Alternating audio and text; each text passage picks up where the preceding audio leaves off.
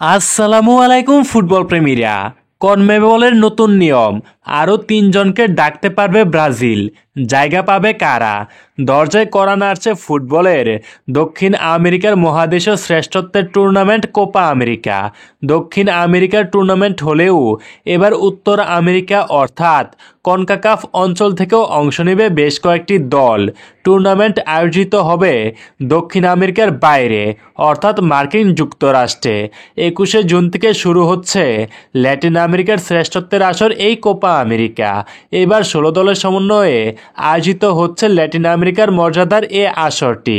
আর Copa আমেরিকাকে সামনে রেখে 23 সদস্যের নিয়ে দল গঠন করেছে ব্রাজিল, যেখানে পুনর্বাসনের জন্য জায়গা হয়নি ব্রাজিলিয়ান সুপারস্টার নেইমার জুনিয়রের। তবে অংশ নেওয়া দলগুলো কনমেবলের কাছে অনুরোধ করেছে যেন দলের সদস্য সংখ্যা 23 থেকে বাড়িয়ে 26-এ করা হয়। এই নিউজটি আমরা বেশ কয়েকবারই আপনাদের জানিয়েছিলাম, আর ঠিক তাই হলো।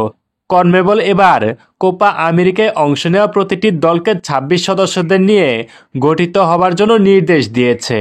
অর্থাৎ ব্রাজিল যে 23 সদস্যের নিয়ে দল ঘোষণা করেছে, সেখানে আরও 3 জনকে অন্তর্ভুক্ত করতে পারবে।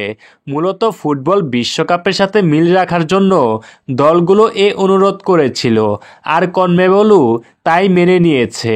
এখন দেখার বিষয় ব্রাজিল দলে বাকি 3 জন কারা হয়। শুধু তাই নয়, আরও বড় ধরনেরও চমক থাকছে এবারের কোপা আমেরিকায়। আপনাদের কি মনে হয় এবারের কোপা আমেরিকায় সুযোগ পাওয়া বাকি 3 জন কারা হতে পারে? জানিয়ে দিতে ভুলবেন না।